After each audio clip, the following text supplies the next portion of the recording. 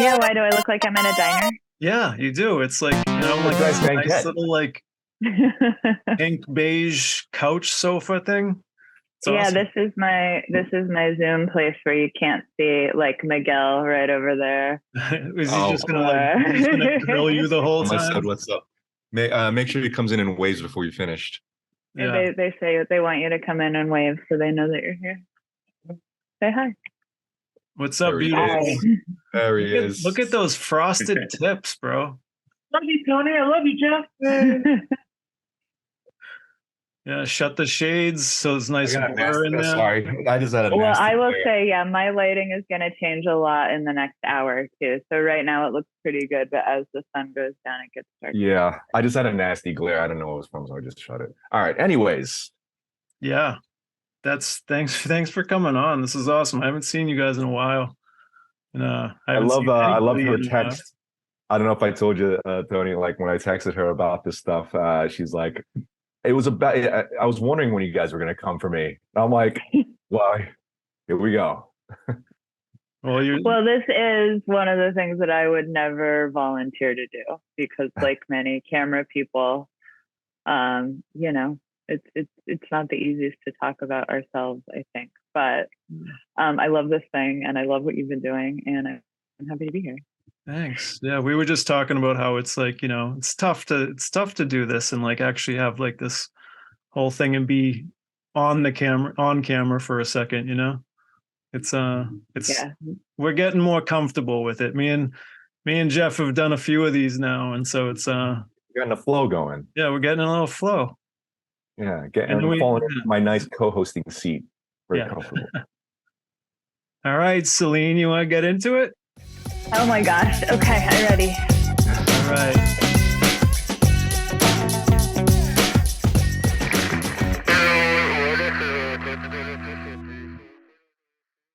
This is Open Walkie, and I'm Tony.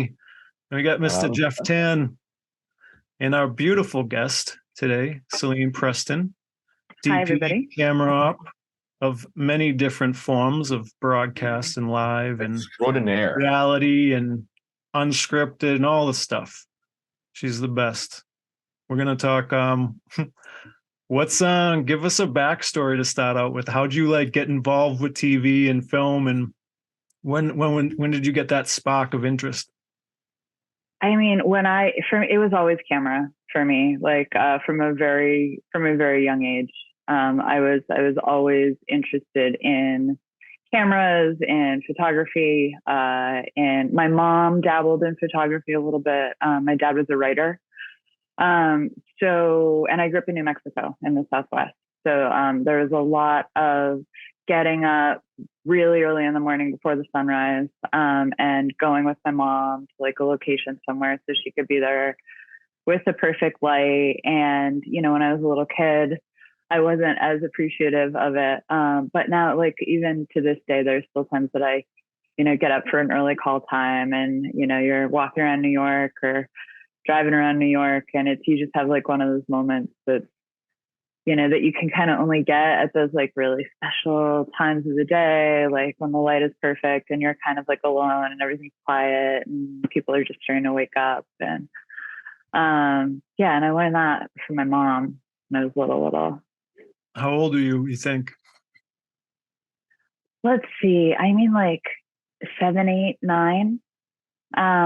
Is kind of when I like remember when I was 9. My family went on a horseback trip across the Navajo reservation in New Mexico and Arizona mostly. And so it was 400 miles in 4 weeks, and we were on horses. Basically, my dad wrote a book about the Navajo, and the Navajo's creation story is tied to the land. And so there are actual physical places that you can go that are part of the Navajo creation story. And so he was writing a book about it, and part of the book was the horseback journey that we took. And so we would ride on horseback to places like Shiprock and Canyon de Chelly, and it became a book about kind of like a family's journey at the same time as it was a book about these sacred spaces to the Navajo people. But I was 9 when we did that. So it's like pretty young. Yeah. That's awesome. I had no clue that your father was a writer. Yeah. Yeah. He writes both nonfiction and fiction, and so he writes thrillers that he has a writing partner. So he writes like 2 books a year. He writes with a writing partner and does one book, and then he does a book on his own, which is sometimes fiction and sometimes nonfiction. So he writes about anthropology and archaeology and current events. But his work tends to have a focus on he's really interested in archaeology and where things come from, and anthropology, where people come from. You're gonna have to send me some of his links or his like names of his books, because Okay. I love that shit. So that's Okay. super interesting. I will. Yeah. I took an archaeoastronomy class, and it's kind of like with that whole like archaeology and stuff like that. So it's really interesting. Yeah, like the Maya and their calendar, of and course. Yeah, I mean, Miguel could tell you. I can go on forever about that shit. They said your name, but he can't hear because I got my headphones Yeah, in. no, it's all good. Yeah, you're muted, Jeff. There you go. Look at that. Look at Rookie. Oh, that was you. Oh, okay. You don't need to mute. We can all stay unmuted. I know, right? He doesn't know what's going to come out of my mouth, but you think that's where you got your like appreciation for kind of like moments and aesthetics and stuff like that from your mom's experiences of like like you said waking up early and also your dad and what he did and things like what I mean, like you think is that where you kind of got that laid that foundation for your I think so. I grew up around stories. My dad was always telling stories, writing stories. He talks a lot. He's very gregarious. He's always telling stories at the dinner table. He would tell me stories when I was a little kid, like when we would drive cross country, these like long, elaborate kid stories, essentially.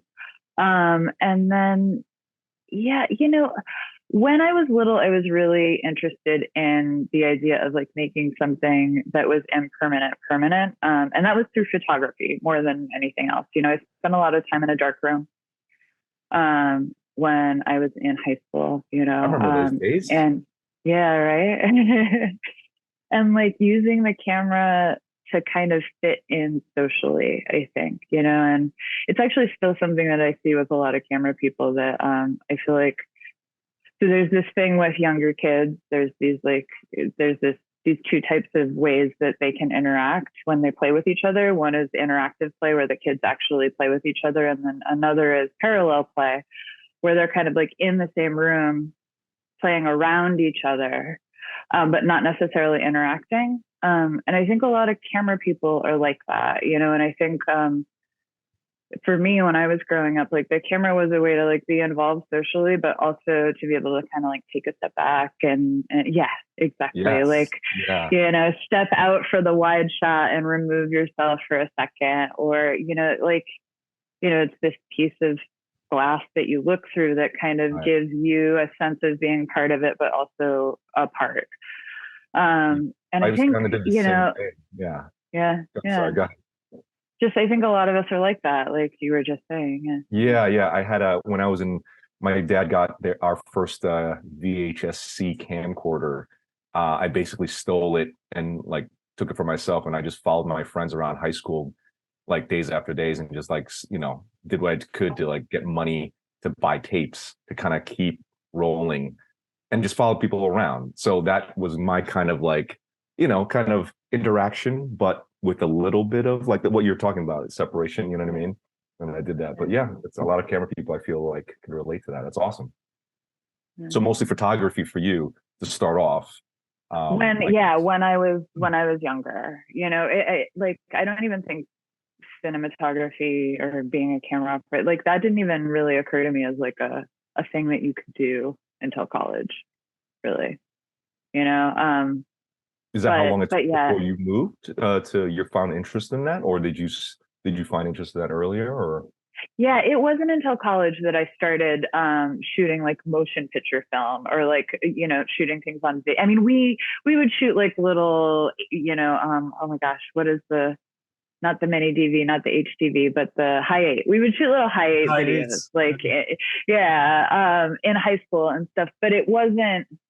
I took pictures and like I developed pictures in the darkroom. The video wasn't really like my thing.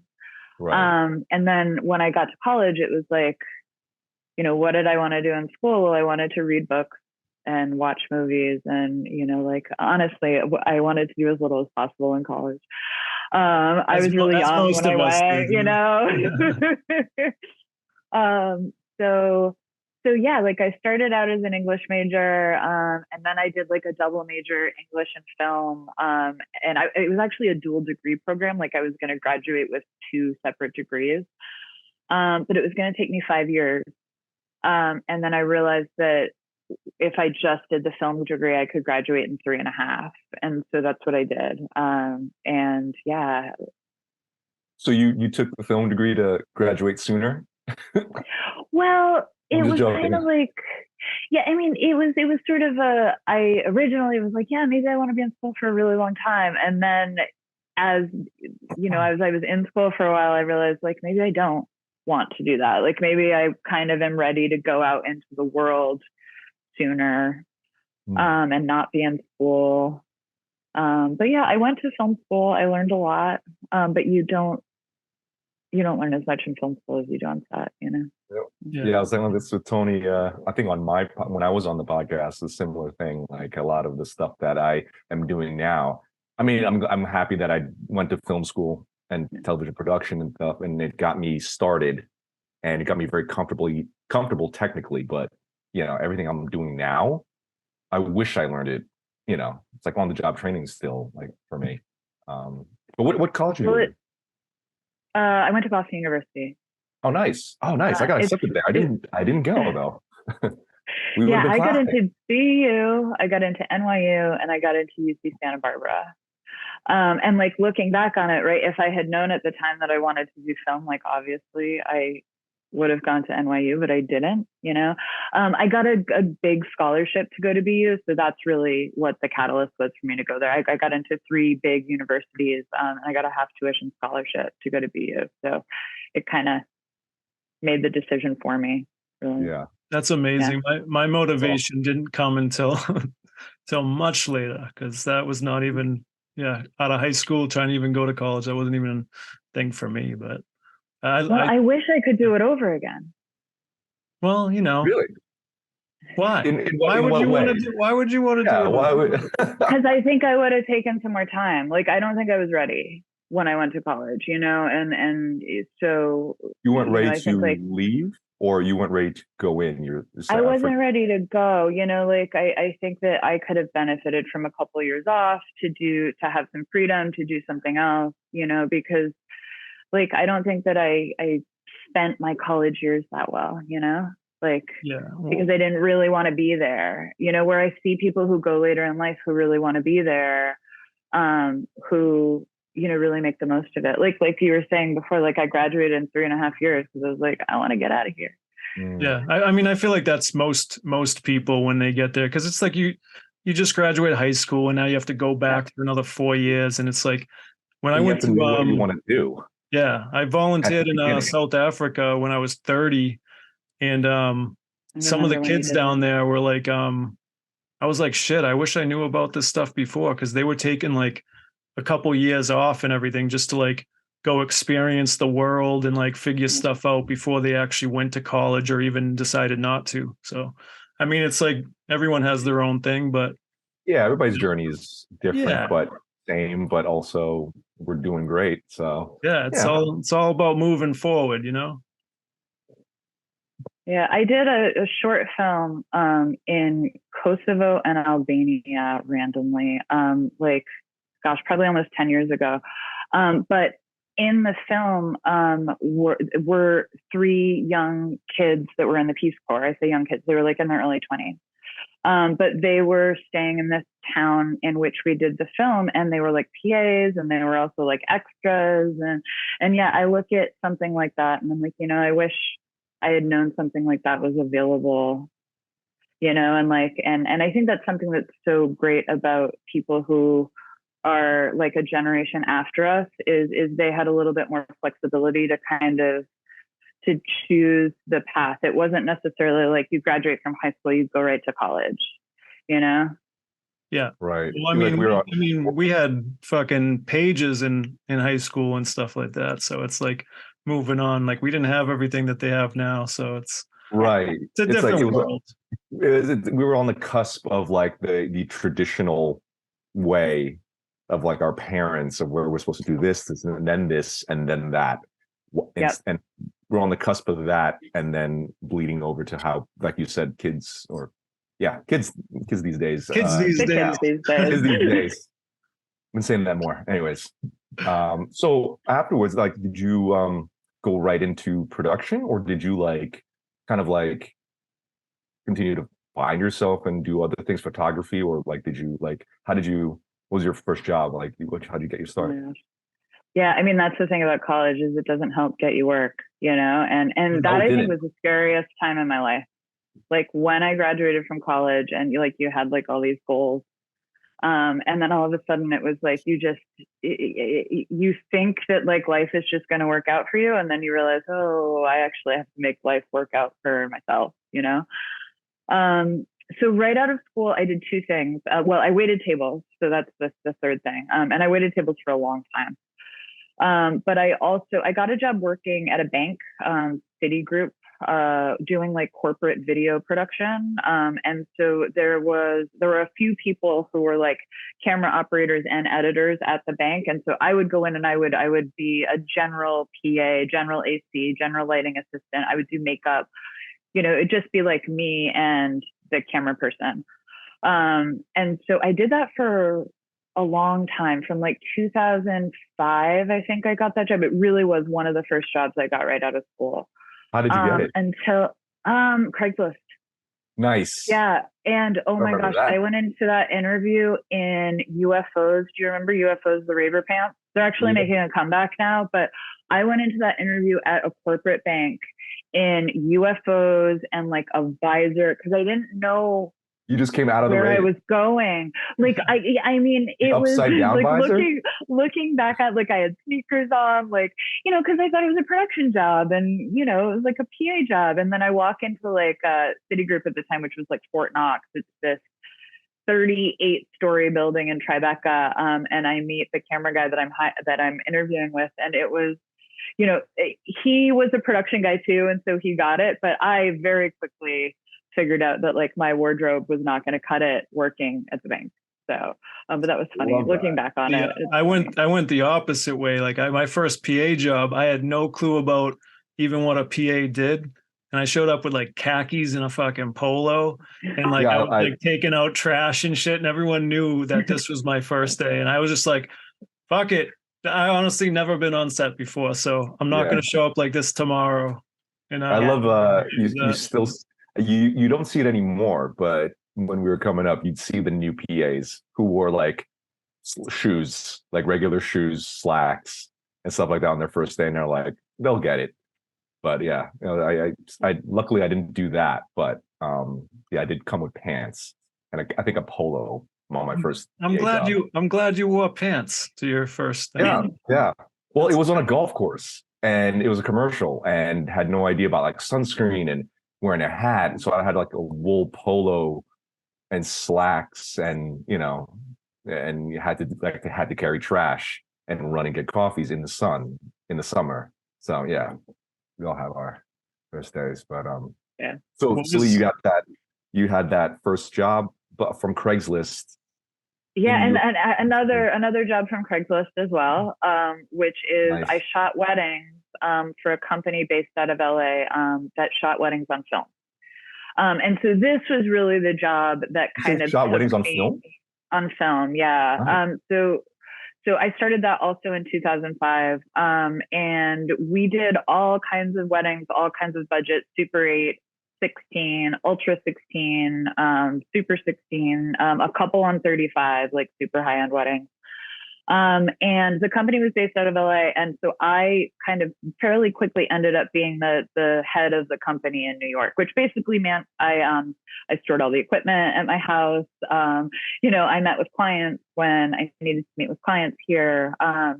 But over the course of 5 years, I filmed so many weddings, and it was at a time when film was kind of going out of vogue. So like at a time when people were transitioning to video, I was still shooting a lot of film. And I think that job really kind of led me to where I ended up. It's like you're kind of the entire camera department in one person. You're a little bit of a camera assistant, you're loading your own film, you're choosing your own film stocks. You're a little bit of an editor, right? Because film is a finite medium. You're shooting that, yeah. So you have to pick and choose the shots that are going to tell the story of the day. And a wedding is sort of the same, but every wedding is also different, right? And so you get this kind of like beautiful production that you're coming in to shoot reality of, essentially, right? That's a good way to put it, actually. That's not bad. That's really what it was. It's and you're looking for kind of the little things that make everybody's day special. It teaches you a lot about talking to people, especially brides on their wedding day and grooms. The dudes are actually the most awkward on camera. And I learned, it took me a while to learn this, but I learned that you need to give them something to do, and that was maybe my first real lesson in directing talent, or directing non-professional talent, is you need to give somebody, it's unbutton your jacket, button it back up, straighten your tie, look in the mirror, just these kind of little things, because you don't need that many shots to tell the story, but you do need them to be not awkward, and you need to make people feel really comfortable. So I did that for a while, and I learned a lot doing that. That's definitely a good first step into learning, especially reality TV and everything that you're doing now. It's so many working pieces that you gotta deal with. You just reminded me of our last project that we worked on together about giving non-talent or people who are not comfortable in front of the camera something to do. And basically for my host intros with Selene, I would have every cast member every day just look left, look straight, look the other way, and straight, down and up, just to give the editors choices. And it became, I forgot our lighting guy's name that we had on there. We had Chris Fisher. Yeah. He basically memorized what I was doing on there. I heard him saying over my shoulder, reciting everything I was doing, because it was just a factory over and over and over every day. And it made me laugh, because I was like, oh, it's that repetitive, but it helped. So that's a good lesson. So hero shots are a big hero shots, exactly. Directing hero shots, something we've all had to do from behind the camera, Yeah. So that was your first lesson of directing hero shots. That's awesome. Yeah, I mean, kind of. It's just these, and also it's actually their wedding day is the other thing, right? So it's you don't want to, you want to kind of get in and get out and be a fly on the wall, but also you want the footage to be good. So I would say from my first couple of years, I didn't direct anything, because I was too worried about inserting myself into a situation. I really did take more of a doc approach, but then you get more comfortable in the environment, and you realize that it actually helps these people on their wedding day to have a little bit of direction, because they're looking for that, right? Yes. Yeah, they really are. I have a question on shooting wedding videos for film, though, but it's been the process, just because we're all camera people here. So because at a wedding, so you basically just take meters, set it, and then just go, because I'm imagining a reception where the lighting is a little bit weird depending on the reception hall. Well, you at just night you're basically wide open all the yeah, I would time. think, right? You know, I mean, it's every once in a while. We would have on camera lights. We had Prezzies at the time, which are actually like a tungsten light. Yeah. And every once in a while, if you're really close to somebody with a Prezi, like wide open would be a little, you know, a little too bright. But we use different types of cameras. But yeah, you have to get good at metering, and you have to kind of get good at, you know, I carried an actual light meter with me all the time, and you're metering Sure. ambient, you're also spot metering. Yeah. And yeah, the coverage is kind of is different than what we do now, right? You actually have time to take a meter and get a shot, and take a meter and get a shot. But you also get really good at estimating, right? Because sometimes things happen and they just happen, and you're like, Right. I think it's, you know, like, okay, I'm just gonna like cross my fingers and hope it's right, you know. So and eventually you've just done a lot of scenarios where you just like, oh, I've been here before, and kind of adjust accordingly. Just kind of how we do, right? Because we've seen a lot of scenarios, and a lot of times now we know kind of an estimate of like what ISO it is or what color temp it is. So like interesting. Do you ever mess and up? the cameras also, yeah, of course you mess up things. I remember messing up. Oh, I remember this. The guy that I worked for at the company, his name's Paul Corver. He sat me down once. He's like, okay, I want you to watch this roll of film. He's like, because you messed up. And he's like, and I know as you watch it, you're going to realize exactly what you did, and you're going to feel awful about it. And he's like, and I'm really sorry, but you have to see it so you never do it again. I love that. I love that way. Yeah, I love that. I mean, yeah, it was that's rough. great that you had that guy instead of just being like reamed up and not knowing why and just being confused, like what the fuck just happened. Like at least they tell you. Yeah. So. Well, it's so exactly what Jeff was just asking. These cameras, we shot a lot of the 16 and ultra 16 weddings. We shot on a camera called the Canon Scopic, which was cool. He modded the gates of some of them, so it wasn't quite super 16, but it was a little wider than regular 16. So it was like, you know, not quite the square, a little bit more, but not quite the super either. So these cameras are great because they have an internal light meter, which you have to understand the way that the light meter works in order to use it. It's not a through the lens light meter. It's like a separate little, I actually have it. You want to see it? Sure, yeah. Is it because of that situation that you messed up that you kept it for this long? Yeah. Well, no, I still shoot on it. Oh, nice. It's an awesome camera. Yeah. I actually have my that VHS-C camcorder still from back in the day. Just okay. Nice. Oh wow, look at that. So what a beast. It's an awesome camera. It takes 100-foot daylight spools. And this is the aperture right here. So you can, I'm trying to get it in a place where you can see the markings. Can you guys see here is the aperture? Yeah. Okay. All right. And this is manual here, right? Yeah. But you can also put it in auto. You can put it in auto or manual, right? And so I had it in auto when I was doing this this bride. You know, I was filming a bride by a window as she was getting her makeup done, and I had it in auto. So what that meant is that like her face would be really beautifully exposed, but then anytime I would move the camera to do a move, any variation, it would vary. So if I was like zoomed in on her face, it would be good. But as soon as I zoomed out, it would go dark, right? Because I had it in auto. Where if I had taken a meter reading on the face and left it in manual at that meter reading, you know, and it was just a stupid mistake. But I shot a whole roll of film like that, you know, and a roll of 16 is 2 minutes and 50 seconds. Yeah. And you can't really tell as you're filming because what you're looking through is not right. Life. So I sat there and I watched the 2 minutes and 50 seconds, and it was like beautiful, ugly. And it was like, at the time we provided raw footage to the client, and he's like, I can't even put this roll in there. Yeah. Oof. You know? Yeah. What was that feeling? I mean, it the moment you sucks, notice. man. Like, it Yeah. always sucks to make a mistake, but I Yeah. never did it again. Nice. For the You people miss who are weddings? not watching this and are listening on Spotify, what model Canon was that again? It's a Canon Scopic MS. So yeah, sorry everybody, just look it up so you know what we're talking about. She's looking at that what was that? The aperture, or I'm sorry, the readouts on the top viewfinder, was it? Will you describe it? Or Let's see. I mean, it's such like a unique camera here. So how yeah, would you it's very. I've describe it? actually It's never seen like 811.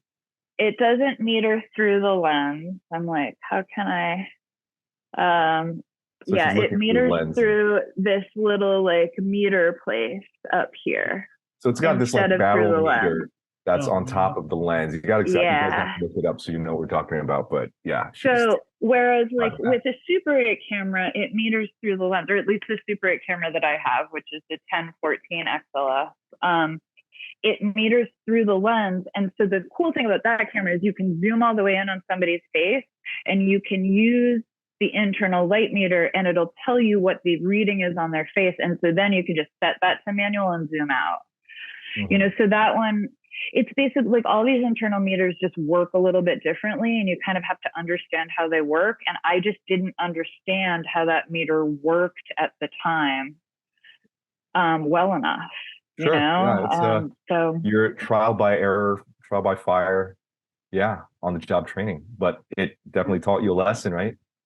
yeah, of course. Yeah. I mean, they're the DPs that won't hire an AC if they haven't flashed a roll of film, Oh. and I flashed my first roll of film on my student film in college. So I got that one out of the way quick. When was the last time you actually filmed a wedding? It was the last one. Yeah. I'm like, what can I say about this? It was a really cool wedding. I don't think I can talk about it. Maybe I can talk about who was there. It was wedding the with wedding. an NDA? Oh wow! I mean, all the weddings have NDAs, yeah, for sure. But it was a wedding it was in 2010, I think. It was the wedding of a really big person in Hollywood, and who has since passed away, unfortunately. But like Jack Nicholson was one of the guests, and Nice. we shot that one on we shot that one on 416s. And Tom Cruise was there and also recognized me from another wedding that we had shot on 416. So it was one of those weddings that like everybody was at. Yeah. It was Selene just flexed that Tom Cruise recognized. Oh yeah. He calls me Aeroflex girl, I mean, maybe now I'm Aeroflex woman if I saw him again, but at the time I was Aeroflex girl. Yeah, almost 10 years ago. So that was in LA. Were you living in LA at the time? It was in LA. No, I would just go to do gotcha. the wedding. Yeah. Oh, nice. Yeah. You've never lived in LA though, right? Like you've been in New York the whole time, right? Yeah, I briefly moved to LA after I graduated from college, and I hated it, and I left, and I came to New York. How long did you last? Like 3 weeks. Well, I so mean, it's like a vacation. I mean, the short version of this story is I always thought I would live in California. And so after college, I packed up my car with my dog and all my stuff, and I drove cross country to LA, got there, stayed with a friend, looked for an apartment. And I really, really quickly, I realized I made a huge mistake. And like, I was like, my life on a 24-hour basis here, I don't see it, like the smog is awful, the traffic is awful, like all the apartments that I was looking in like Venice and Santa Monica, and everything was like tiny and gross. And, I just like in my mind, it was not what I thought it was going to be. And, my family was like, you should stay, like everybody feels like this when they first move to LA, just stick it out. It'll get better. But I had said about New York too. Yeah, I mean, can you guys imagine me in LA? Like, I'm just like such a New York person. Like, thank goodness I didn't. As much as I know about it, I don't think it definitely doesn't feel like you're seen. No. Yeah, it's not. Well, actually, yeah. I mean, I think all three of us kind of like tried it, right? I mean, I lasted about eight and a half years Wow. before I needed to come home. It was like I want, at that point it wasn't. I gave it a shot, but like, yeah. I was out there for 2, just about 2, and then I drove cross country with Safa to New York. That was That's it. awesome. uh, Cool. So, what happened after the weddings? After you were done with the weddings and stuff, what was the first like show that you did that you were like, "Fuck yeah, this is what I want to do"? I'm in. Well, so I did press for CBS. And so I would cover, CBS EPK stuff. And in 2008, I went to do Survivor for CBS EPK. And I had done a couple little 2-camera reality shows before. I had done some work for ZPZ, 0.0, who did Bourdain, Mind of a Chef. I did a show for them called Meat Men, and then I did Mind of a Chef for them. So this was kind of all around the same time. But Survivor was my first experience with like a huge, huge reality set. Massive camera lines, like lots of people, and being like a tiny little social media person with a HDX 200, like trying to like snuggle my way into a camera line. And, that's like to this day, that's why I'm so nice to still photographers and like social media people. And, I've come full circle and I do social media again. But because it's like they're part of the camera department, but so many camera people make them feel like so unwelcome. And so many directors, it's like, still, get out of the way, and like, yeah. But I've that's been where I that come I've been that from. operator where the photographer ends up. No, not that in that bad. Like they actually come and like snuggle up next to me because Yeah. I'm like, yeah, no, what do you need? I'll move. Like I'm good. Yeah. Get in I've there. always given them cues because obviously they don't have walkies on. So if Yeah. I'm getting direction, I'm just like, oh, you better go over here. Like Look at just us. come over Look here. at us good people. Look at us good people. Yeah. Yeah. Who was great on that show was Scott Duncan. And so Scott Duncan does all the show opens for all the Mark Burnett shows. I was lucky enough to be a camera operator on a show that he DP'd years later called The Pack for Amazon. But so Scott at the time was shooting film. And I'm like, He's kind of like a legend, isn't he? He is a legend. Yeah, Yeah. because like Mark Burnett, they used yeah. to use only film for the B-roll, Yeah. and that was the guy. Nice. Good for Yeah, you. Scott was the guy. And he was always like off alone somewhere, like exactly where I wanted to be. And so I would like, go over to Scott and like his AC. Yeah, I still have like a really great relationship with his ACs. And he was always so kind to me, and at the time when you're kind of like, you're trying to cover the show for press, but you're also like really trying not to get yelled at, not to get in the way. And, like I was super nervous. But I did that show for, gosh, I think 20 seasons. I think I missed a couple. 20 seasons over 10 years. Yeah, it's crazy. It's like around season 45 or something right now. Yeah, all for EPKs? Yeah, all EPKs. Nice. I never did the show as a crew member on the show, only for EPKs for you younger kids. For you younger kids, EPKs are electronic press kits, just in case you know what that was. Listening. Smart. But that's awesome. And then when did you what was you said you worked for 0.0, but like your first full op, like part of a crew. I mean, you were part of the crew before, but like, as a camera operator. Like more than 2 cameras. Because that's kind of like how I kind of think about like how my career shifted is like, I started out on these kind of like 2 camera things. And then I started like doing more comp reality, right? Like competition reality. And then I started being kind of one of 5 or 7 or 10 or 12 cameras. Mm-hmm. And so I'm trying, like, one of the first jobs I did a lot of work for Jane Street. And the first job that I did for Jane Street, I got because somebody else had to cover themselves at the last minute. And so it was like a big travel show. And I find that a lot of opportunities in my career have come to me this way. where I have been a recommendation to replace somebody else.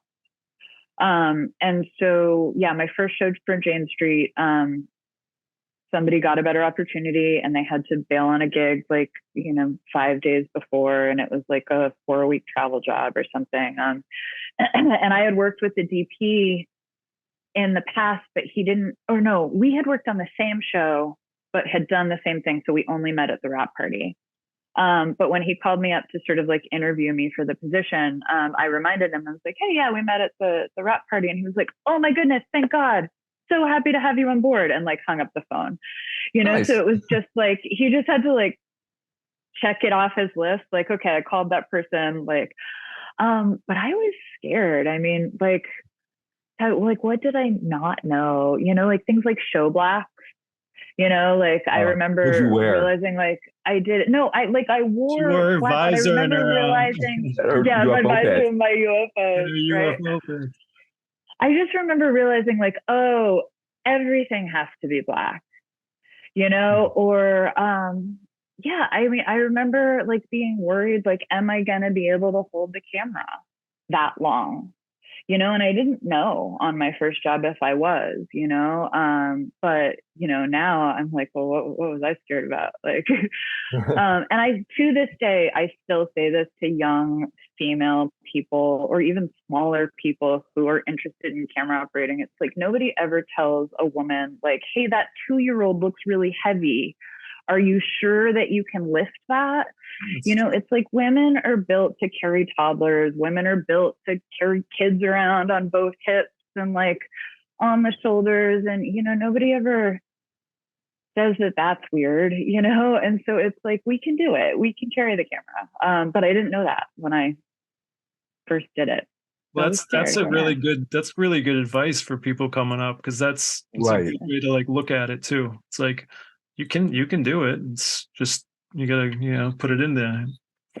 Did you, were you were you surprised on like, were you surprised on like, if you could do it when you did, or were you surprised on how easy it was? Or like, what was like, did you like, when you had a long stint on your shoulder, or, what were you shooting on? Like, HDX? It was F800s at the time, so like the F800s, they can all operate for hours, right? Yeah. F800s. I wish they would bring those things back. They're meant to be on the shoulder. I do miss those, Sony. Yeah. No, I was totally fine. Nice. But nice. There's no way of knowing that you're going to be totally fine with the camera on your shoulder for 2 hours until you do it. And not that any of us should be operating the camera on your shoulder for 2 hours. We should not be doing that anymore. Right. Your point is that you just don't underestimate yourself, that you can, but you should, doesn't mean you should. Yeah. And going into that is, with downtime and stuff, like staying healthy, and what's the like importance of that, especially being a camera operator? I think especially as we get older too, like, I'm 40, so it's my body's different than it was 10 years ago when I was 30, and it's hard not working, like we're all kind of in the same boat right now, and we're all creative people and we all want a creative outlet. And for me, like I've done a lot of strength training in the past couple of years. Last year I had a goal that I wanted to do a pull-up by the end of the year. And I have not yet achieved that goal. So that goal has now come to this year. But I am amazed at like the amount of clicking that used to happen in my shoulders. And like, there were times that I was operating a lot where I'd be on the subway and like, I couldn't hold on with my right hand, because I was like, if something happens and I have to like grab myself with I don't trust my rotator cuff to hold me, like. You mean the strength, or you're afraid that it might like pop out or something? It just felt, not pop out, right? Not dislocated, but that feeling that you get in your rotator cuff when you get like peeled day after day after day after day. And it's just like I would get this feeling in my armpit, this like, it feels like there's something in there. And it just felt like my arm wouldn't grab me, if the train stopped short, or if it did, that I could hurt myself somehow, and like, I don't feel like that anymore. Right. Like now I'm like, okay, like I have muscle in places that I didn't before. And I was always like, I was always in good shape. I always worked out, but like the building muscle for me has really helped a lot. I think especially with the cameras and the rigs now, where it's like there's so many different pieces, like you really have to actually get there and take some time to sit there and adjust it properly. It's not like the F800s where you're like, okay, just throw it on there. It's already got the shoulder pad. You don't need anything else. So Right. it's different. Yeah. What what's one of your most like favorite jobs you've worked on that you can think of? It's funny. So as I was thinking about coming here, I was like, they're going to ask me about terrible jobs and they're going to ask me about great jobs. And so I started thinking Not about that transparent. Well, no, because Okay. I mean, it's what people kind of want to know about, and Yeah, that's exactly right. Yes. It makes sense, right? And like the jobs that I look back on the most fondly are, well, let me start by saying this. Everything that we do is so hard, and especially when I'm working as a DP, it's like, I feel like throughout the day, like I never even have a second my brain never stops, right? It's always like moving on to the next thing, checking in with the last thing, making sure you delegated, moving forward, making sure, like it's just, you never, ever, ever stop. And so at the time on set, every job is hard. But the best ones are the ones that you look back on and you kind of remember these like gems of moments or gems of people, or sort of like an overall feeling that the people at the top had the goodwill of everybody in their heart when they were making the project.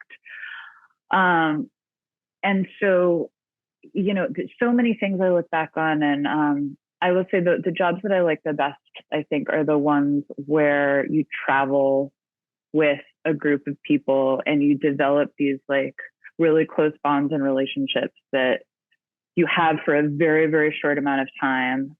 And then you all go back out into the world, right? And sometimes you come together again and sometimes you don't. But like we have these relationships in this business that are like so tight and so close over so many years that you don't really have, I don't think, in any other industry.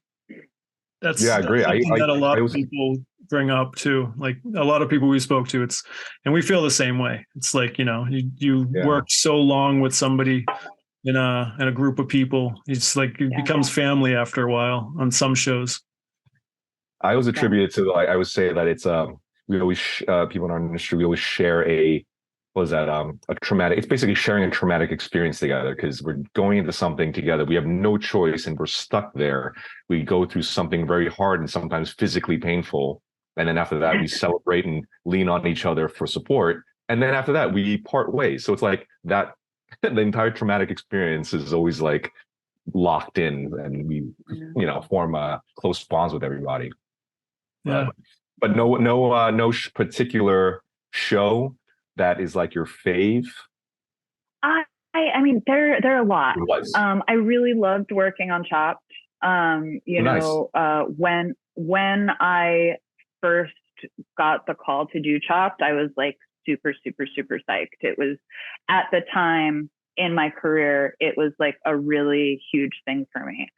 And also, Michael Perlman, the director, he and I still have like a very close relationship. We're friends. And just seeing somebody do the same thing every single day, well, not every single day, but, Chopped is the same show every day. And so to see, you just learn so much doing the same thing in repetition. It's kind of like, do you guys know about Blue's Clues and the repetition? So the Blue's Clues, when it first came out, when they aired it on television in a time slot, they would air the same episode every day in the same time slot, Monday through Friday. The same episode. The same episode. Okay. So kids would see the same episode 5 times that week, or so and the repetition helped with the learning, right? Like watching the same thing over and over again. And I feel like I learned so much on Chopped, because just doing the same thing over and over again, and like seeing the formula, but then also there's the cooks, which are outside of the formula, and listening and adapting and moving with a crew of camera operators, and it was a great place to go in and work every day. I liked that job a lot. Nice. I've never worked on Shop, but I've heard stories of like good things, like, where people would do whatever just to kind of like, be there, make sure like somebody got it. They like definitely tried to hold on to that because it was a great environment from what I heard. Yeah. But yeah, it's good for you. Let's see what else. I mean, I loved Guiding Light. Guiding Light was forever ago. I worked on Guiding Light in like 2006 and 2007. And so as an operator. As an operator. So it was Nice. like during the death knell of the soaps when like basically they all got canceled. So this is in the couple years before they all got canceled. And so CBS was trying to, make the show more interesting, also probably make it cheaper. And so they took the show out of the studio and produced half of it in the field. And they brought in all of these young non-union camera operators, because CBS is IBEW, so the studio is all IBEW. And they had this town in New Jersey called Peapack, New Jersey, and they had a couple show houses, and we would film like 60 pages a day. It was crazy. Whoa. Yeah, I mean, it was 4 cameras, so it was like your 2 shots, your wide, and then my favorite spot was the 4th camera. They're like, go find something else. Camera. I loved that camera. It's the best camera. And Yeah. I mean, it really is, right? Do whatever. Something nobody else is doing. Yeah. They tell you to find something else out of the scene, or like finding something in the for scene. Got it. But nice. yeah, the director was so cool. Her name was Ellen Wheeler, and she was so fast. And you have to be with soap. But one thing that I learned from her was there was a moment like where an actor wanted to do a take again, and she was like, "Okay, everybody, back to one. Let's do it again." And afterwards, she just happened to be standing by my camera, and she was like, "It's always faster. Just let them do it again."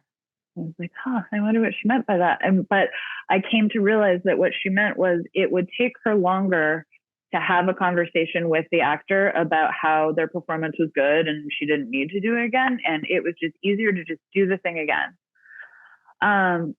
Interesting. Which, I mean, people know that now, like great directors know that, but at the time I remember learning it and being like, that's so smart. Yeah. It's so simple and so smart. So basically it's quicker to do it again instead of giving them notes. Yeah. Or something like that. If they weren't happy with the performance, even if you are the director and everybody else knows that the performance is fine, it's still like it's a 2-minute conversation to tell the actor that, and it's a 90-minute scene, or sorry, 90-second, 90-second scene. So it's faster to just do it again.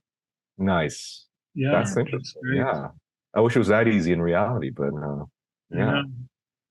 With all this stuff, like what would you change about the industry? Like I know there's a lot that we would all change. Oh boy. A couple different, 1 or 2 topics. He's getting ready.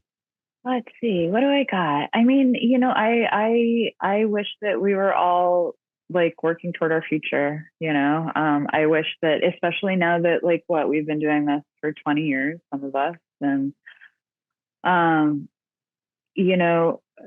it's like, I mean, I know you guys know I'm a big proponent of union membership, and union membership is also imperfect, right? But what it does for us is it allows us to make a freelance industry work for us a little bit more, right? It gives us health care sometimes if we qualify. Right. It allows you to save money for your retirement in the form of a pension, as long as you get vested in the first 5 years, or in 5 years at some point. There are all these caveats, right? But without that, you don't have anything and you have to create it for yourself, right? And so, I think that whatever we can do as freelancers to make ourselves, this is what we do, right? We're camera operators, we're DPs, we work in television, and so we should be able to be protected and working toward our retirement. And I think that, like, I was thinking about all of my worst jobs, right? And kind of without saying specifically what they are, I realized that every job that I have quit in my life, I've quit for the same reason. And it's because they have camera operators handheld under cameras where they're not moving their feet, and it's hours and hours and hours long, right? So it's like people as human tripods. And so it's like dating shows, right? Like dating shows where you've got two people sitting at a table for 2 hours and they have camera operators shouldered up for the whole 2 hours of the date. And for me, I think it's really important. Like when people hire us as camera operators, they hire us for our expertise. When people hire us as directors of photography, they do it for the same reason. And so if I'm DPing a show and I say to the director, we don't need to be handheld here. We can be on a tripod and we can get you the same effect. And the director doesn't listen to that, to me, that's a reason to move on. I need to be able to protect my crew as a director of photography. And if I'm put in a position where I can't do that, that's a reason for me to move on. And the same thing being an operator, if I voice a safety concern and people don't listen to me or don't respect my professional opinion, right? To me, it's like, we've all been in this situation where we've been holding a single still as hell on our shoulder for 45 minutes. And we get that one moment in like a reaction where we can kind of like do the adjust, right? And you like hike the camera back up on your shoulder and you do it like this. And that's the moment that they use in the fucking edit. Yep. And it's like, oh, we liked the energy. I'm like, okay, if you like the energy of that, then you're also going to like the energy of my camera clicking off the tripod when there's a moment that I need to click off the tripod for, right? Like it drives me crazy because there are human beings underneath these 35-pound cameras. And, so those to me are the jobs that I have tried to improve the situation. And when I have not been able to improve the situation, I have left the job. Yeah, there was a pilot that just made me like burst with smoke out of my ears just listening to that, because I just thought of this like job that we did in like this pilot we did in Texas. And we were out in like the sun and all this stuff, and they were like, the network likes the motion of handheld, so we're gonna do this whole critique and tasting back to back handheld. And I'm sitting there like holding a single the entire time for 2 hours. We weren't moving. The whole crew after that, we were dead. Our backs felt like they were broken, like all this stuff, and we were just like, it didn't work. We had to go up to them and be like, the next one, we can't do it. We need sticks. Like, this is not healthy, And like, they were like, oh, well, they're like, that's not what they meant by it. That's not what they meant by that at all. So yeah, it's just sometimes it's like you need that voice. You need that person that's gonna like actually stick up and be like, hey, these are human beings. So, yeah. You reminded me, Selene, of a job that I took, excuse me, a while ago. I think it was in Brooklyn or something like that. And the only details I remember is like it was a crew from LA coming in, and they were shooting on some really large Panasonics, really the large. Vericam 35. Yeah, the Vericams. And I was there. I came in to like stand in as a director of photography for like the weekend, so just like 3 days, right? They're just like, we need coverage for 3 days. And I got on, I started finding more stuff, and that you were on there and you left. And I'm like, if she left. Now everybody's going to know what show it is, Jeff. Well, you said. Well, I don't remember. I don't even remember what show it was. Actually, I don't even remember the name. Good. But all I don't. remember I is don't that- know what you're talking about. So Yeah. I don't even remember what Good. show, but because you mentioned that you have left before on other things, but you just reminded me that after that weekend, I just like grounded out. But then they were just like, "Hey, we'd love you to like stay on for the rest of the season," and I was just like, "I thank you, but no." That 3 days was enough because, yeah, that was rough. You know what I It mean? was. Yeah. It was. So I'm like in my mind, I was just like, that's no wonder. Like, okay, I see it now. Yeah, but I feel you. Yeah, on that one too. yeah, that's But any positive stories yeah. I was of gonna things that say you love about the industry? let's get off the negative of that. Yeah, because all I mean, Let's we were flip it. talking about stuff that like stuff that you would change in the industry, like anything that you absolutely love, other than the camaraderie for sure that we just talked about. But like, is there a passion in the industry that you wouldn't change? Yeah. I mean, I love operating a camera. I mean, You miss it. Yeah. that's the thing that I love to. I love to operate an F800 with like a 14 by on it. Oh, Oh yeah. you can shoot anything in the world. You can like tell any story in the world with one lens and one camera. Yeah. I really like to operate. There's a Zen theory of happiness that you're happiest when you don't have time to think about whether or not you're happy. Nice. And Love to that. me, that's Writing that what down. operating is, right? Like it's you're there, you're existing in the world, you're focused, you're present, you're listening, you're choosing, you're framing, I love all of that. And so that's my favorite thing, is just like, it goes back to the idea of this wedding and this like beautiful production that's there for you to tell the story of. Like, I still kind of feel like that. I mean, not on every show, but Sure. it's like you're telling these people's stories, and like I get to film something all day, and that's the thing that I just really love to do. Awesome. Do you have the same feeling when you do like scripted, considering it's not like there's some spontaneity in scripted and acting and stuff like that, but like not the same obviously as a reality coverage. Do you find it's the same, or do you have something similar?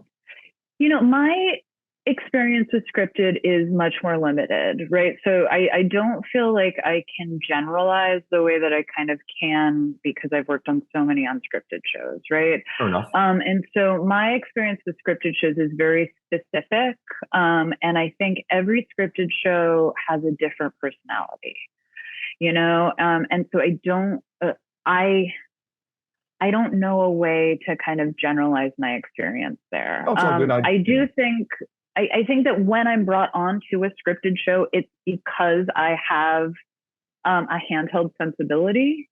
And so I think like a lot of the times, I think when I'm most successful in a scripted show is when I'm given a little bit of freedom to move my body around in frame shots. Yeah. I don't get as much joy out of,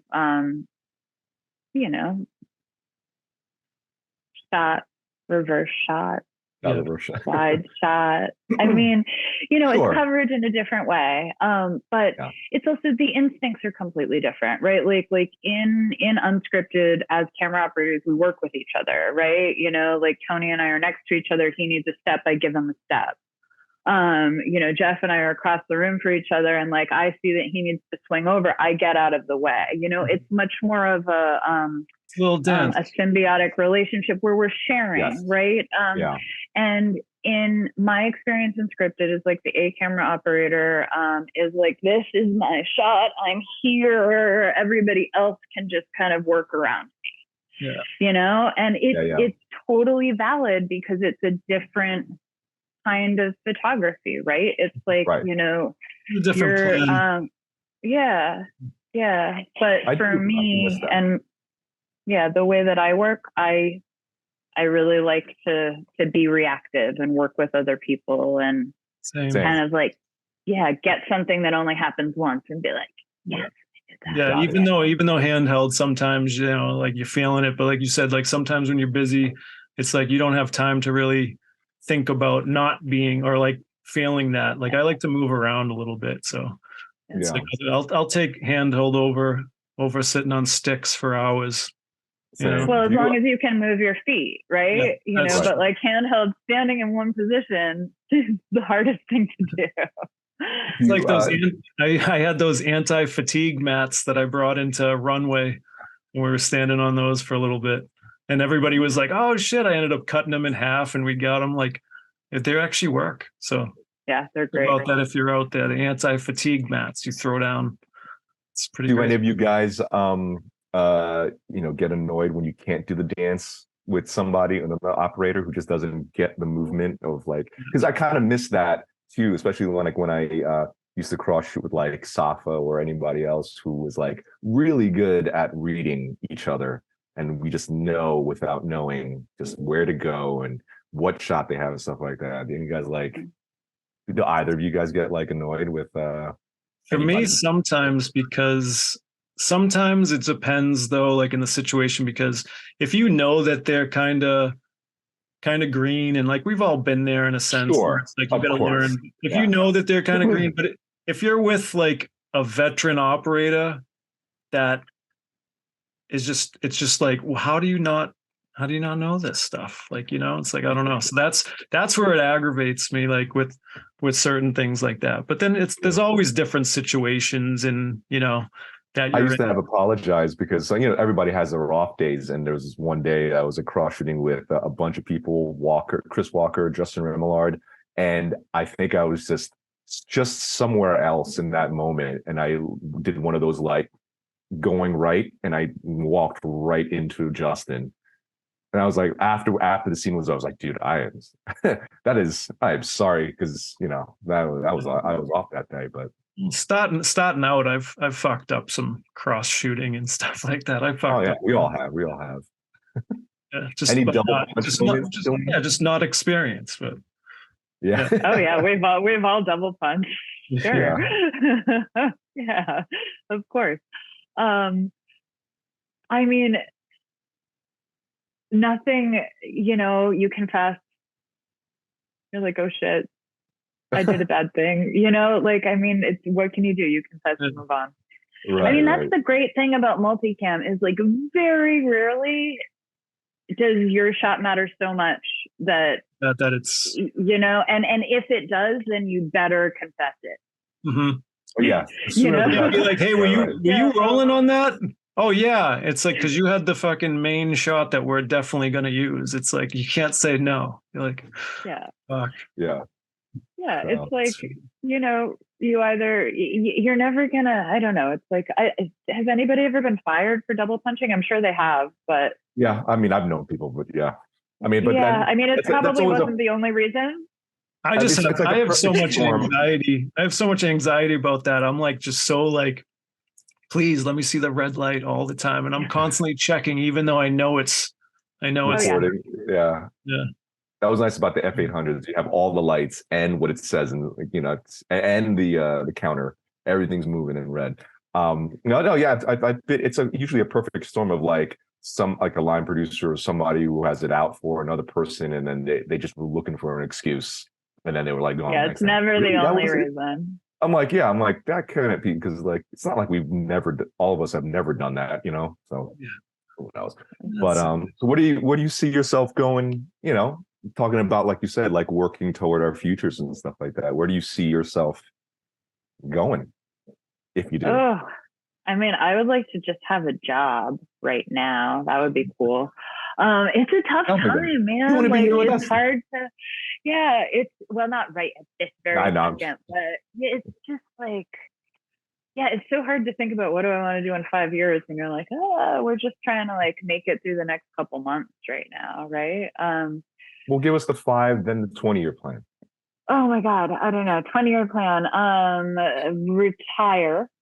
With like maybe a house in Paris and a house in Colombia. Oh, look at you, fancy.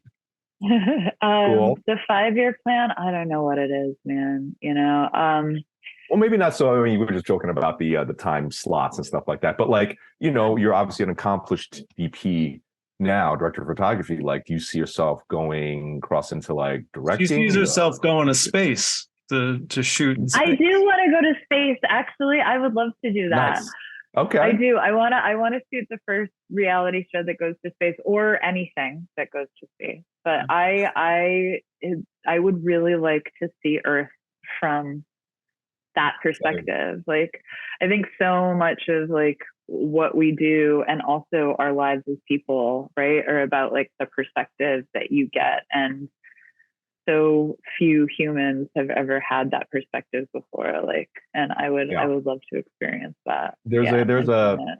I keep promising myself I was going to look this up, but like there's a condition that people who go up into space and look back, like come back with. I think William Shatner like tried to put it into words or something like that. But there's like, it's becoming, the more and more people that do it, they come back with some sort of changed life perspective because of that literal perspective.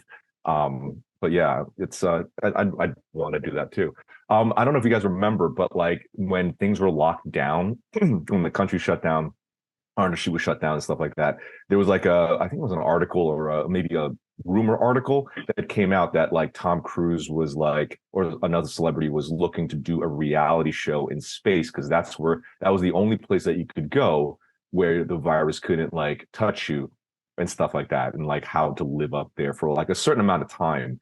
And obviously they didn't go anywhere, and obviously they didn't make anything like that. But like if like somebody like that, like Tom Cruise was like, hey, Selene, remember those? I saw you. I remembered you from that wedding that you shot. You want to come to space with me? Yeah. You want to come to space and do that? Mission Impossible fucking 85. Right. I mean, who wouldn't say yes to that? Wouldn't everybody say yes to that? Yeah. Certain people, I don't know. You never know, right? But nah, so sounds like a good job though for you. Selene, any last things you want to say? Any advice you want to give to the young kids coming up? Oh my gosh, what do I have for advice? Learn people's names. That's my advice. That's not bad. That's the most practical advice that we've gotten so far. All right. Dude, this was awesome. Aw, thanks for having me. This is so interesting. But yeah, we're gonna cut. Stay on though. We're gonna chat some more. Okay. All right. Bye everybody. Bye y'all. Selene.